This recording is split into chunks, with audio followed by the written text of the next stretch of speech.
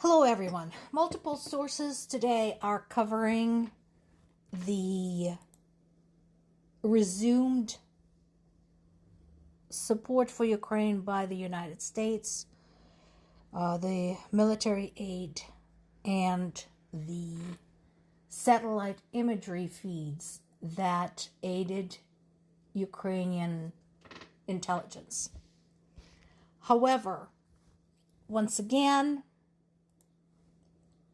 everybody, while it's kind of a small sigh of relief, all it does is once again tells us that the U.S. is not a reliable ally anymore.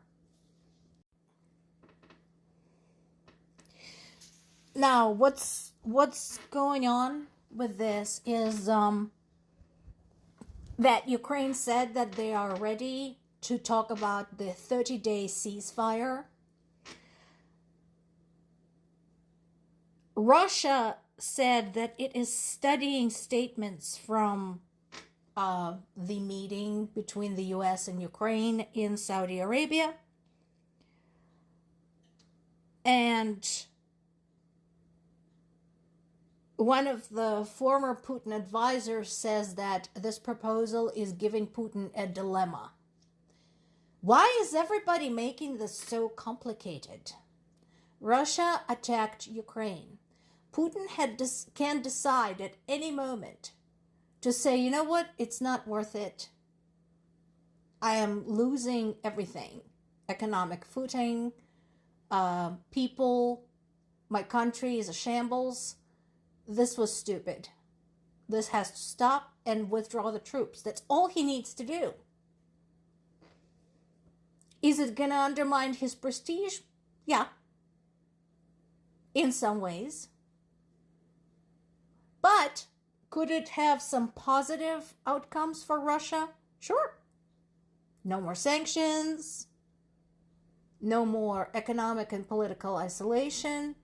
No more having to bomb weapons and troops off of North Korea, which, let's face it, is not the best partnership ever. So it's not a dilemma. This is not complicated. He started it. He can finish it at any time. He just doesn't want to. Marco Rubio says there is no military solution to this conflict. Why not? Russia is a bully. They're using force. Diplomacy doesn't work on them. Sanctions don't work on them. So what else is left? It doesn't have to be an all-out military combat.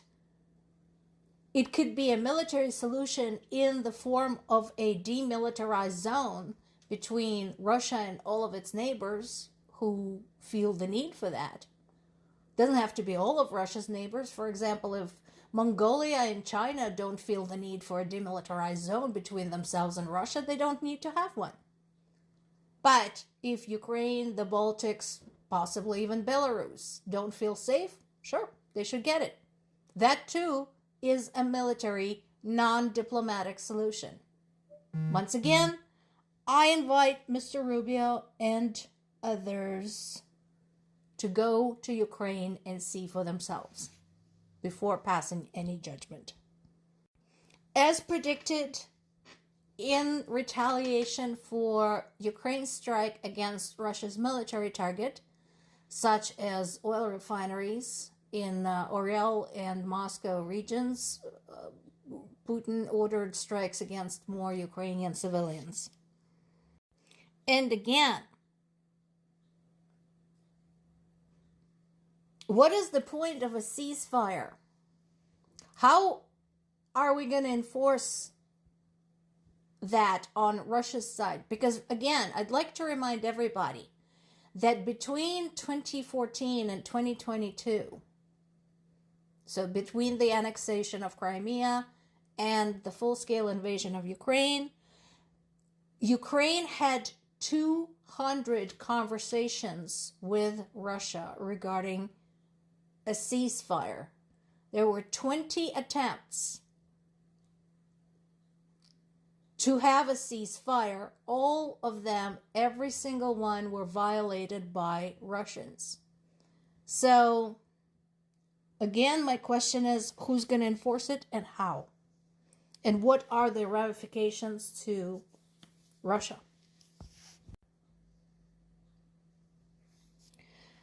Now, Kremlin spokesperson Dmitry Peskov said that it's important not to get ahead of the question of responding to the ceasefire proposal, and said that they're waiting for detailed information. Okay, again, what's so complicated? Stop shooting for 30 days. Can you do that? That detail enough for you? This is all bullshit, because notice how Russia keeps moving the goalposts. First, they accused Ukraine. Second, they said that Zelensky doesn't even legally have the right to negotiate, completely perverting the law that went into power exactly because Russia started a fucking war. Now they're saying like this is some big complicated thing and they need to understand exactly what's involved. And they're gonna keep doing this. Do not forget whom you're dealing with over here. Why is everybody tiptoeing around Russia? This is bullshit. And don't tell me it's because they have nukes. We have nukes. France has nukes. India has nukes. A lot of people have nukes. Why are you so scared? Yes, I agree with this. Deterrence is a key issue. Yes. 100%. And I am glad that Europe, for once, understands that military needs to be involved in this conversation. And I'm glad that top military officials are talking about this, because yes, deterrence is the core of this. We're going back to how are you gonna enforce it? Ukraine would be only too happy for a ceasefire. They're being bombed, civilians being bombed by Russia. Yes, they would love a ceasefire so people could get a breather, so they could sleep.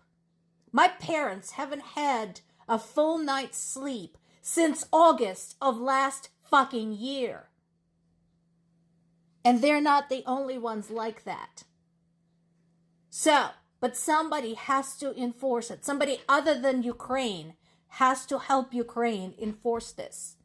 Something truly, truly scary has to be hanging over Russia's head to make this possible. So this is where Rubio is dead wrong. No, diplomacy in this case is not the answer. It has to be diplomacy supported by an iron fist.